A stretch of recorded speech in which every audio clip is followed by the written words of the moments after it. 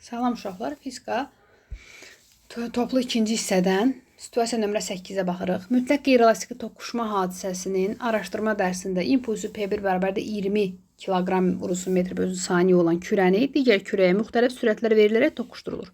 Müşahidəçi ikinci kürənin sürətini müəyyən qiymətlə toqquşmadan sonra onların dayandığını qeyd etdi. Dayanırlarsa bunların impulsları bərabər olmalıdır. Toqquşub dayansınlar. Bunu bildik. İndi gəlin 22-yə baxaq. Deyir, toqquşan cisimlərdə hansı enerji çevirmələri baş verir? Bilirik ki, bunlar toqquşanda, toqquşmamışdan əvvəl hansı enerjisi var? İkisində kinetik enerjisi var, yəni mexaniki enerjisi var. Potensial yoxdur, üfüqi səthədədirlər. Üfüqi səthdə demişik, potensial enerji sıfırdır. Və nə deyirik? Tam mexaniki enerjisi itir, yəni kinetik enerjisi yox olur. Keçir nəyə? Onun cisimlərin daxili enerjisinə çevrilir. Bunu bildik. İkinci kürənin impulsunun hansı qiymətində toqquşmadan sonra kürələr dayanar?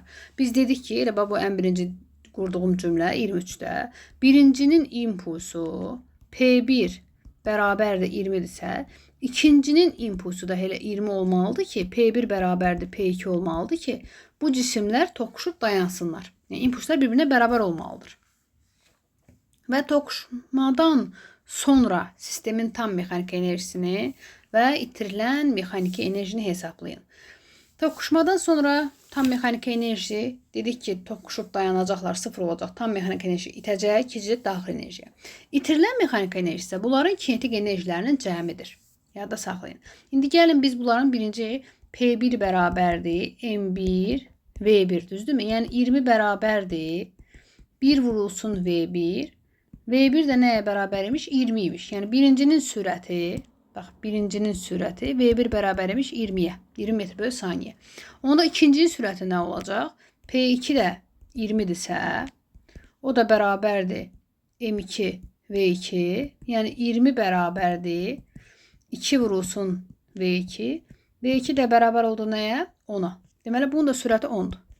İndi baxaq görək, nə qədərdir bunların kinetik enerjiləri? Birincinin kinetik enerjisi YK1 bərabərdir M1 V1-in kvadratı bölünsün 2.